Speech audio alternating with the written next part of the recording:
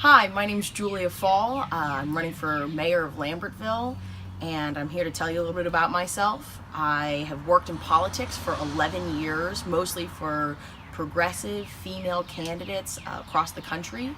I raised money for the Democratic National Committee under Barack Obama, and worked for Phil Murphy when he was running for governor, and then as well as Planned Parenthood and other progressive organizations. I'm David Del Vecchio, and I'm running for re-election as the mayor of Lambertville. Lambertville is a place I put down my roots. I bought a home here 29 years ago. I raised my kids here, Alex and Matthew, and with my wife Joanne, we're raising Jill and Nina here. I've been involved as a volunteer. I delivered Meals on Wheels. I coached Alex's basketball team. I coached Matthew's flag football team. I served on the library board of trustees, and I've been on the planning board.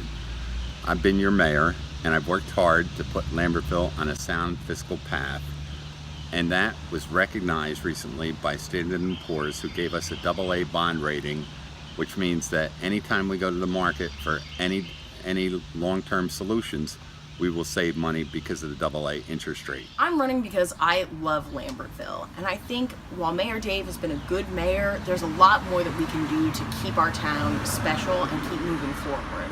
So I want to focus on reinvigorating our boards and our volunteer opportunities in town, opening up lines of communication with between the city and its residents, and investing in the beauty of our city through the Shade Tree Commission and making sure our city stays clean. I wanted to also protect our environment for today, tomorrow, and the future. We've done that in a number of ways. I signed an agreement saying that we would abide by the Paris Accords in terms of reducing our carbon footprint. And we're doing that by changing all of our street lights to LED lights. We're doing that through our great recycling program. And then we've added a new component to our recycling program, which is the third can program, which allows us to take food waste out of the waste stream. We've just mandated that restaurants who participate in our food waste program are now mandated to do food waste recycling. And that takes, for a restaurant, it's 65 to 70% of their waste is food waste.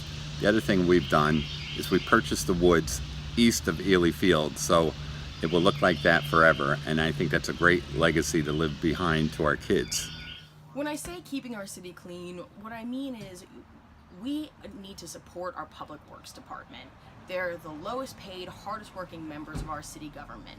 And if you look at how our parks are kept, how the lawn of City Hall is kept, we're not spending the time that we need to make sure that our city is being well maintained. During Shad Fest, one of the largest tourist days of our city's year, the lawn of City Hall was not mowed.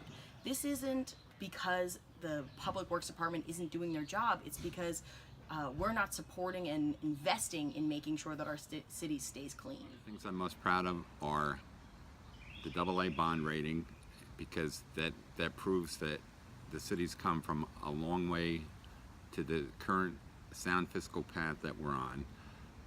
Preserving the woods east of Ely Field, to me, is one of the more important things that we've done, because it'll look like that forever. And I think performing the first same-sex marriage in the history of New Jersey was significant, not only in terms of us being in the forefront of that issue, but it meant that we were open for business to that community.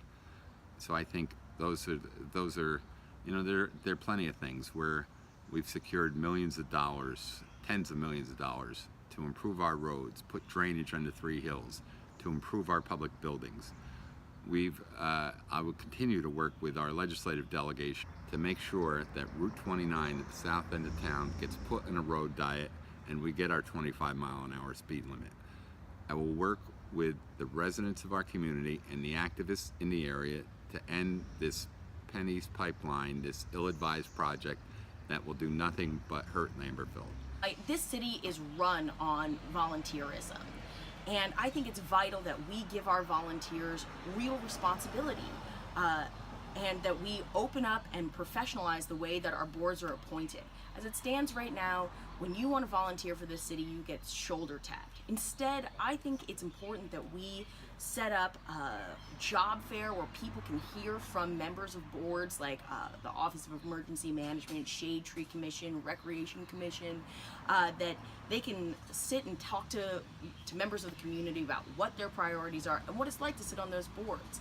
I also think we need a resume bank so that if you offer to volunteer with the city, your information is kept and held so that regardless of who's the mayor, they know who to call when we need volunteers in the city. So thank you so much for your time. Please remember to vote on June 5th. Both Democrats and registered independents can vote, and we want to make sure this is the highest turnout election that Lambertville has ever seen. Lambertville has been my home. Lambertville is my home. And on June 5th, I hope you re-elect me in terms of the primary, and that way I can continue to serve, continue to make Lambertville a stronger, a better, a safer place to live, work, and raise a family.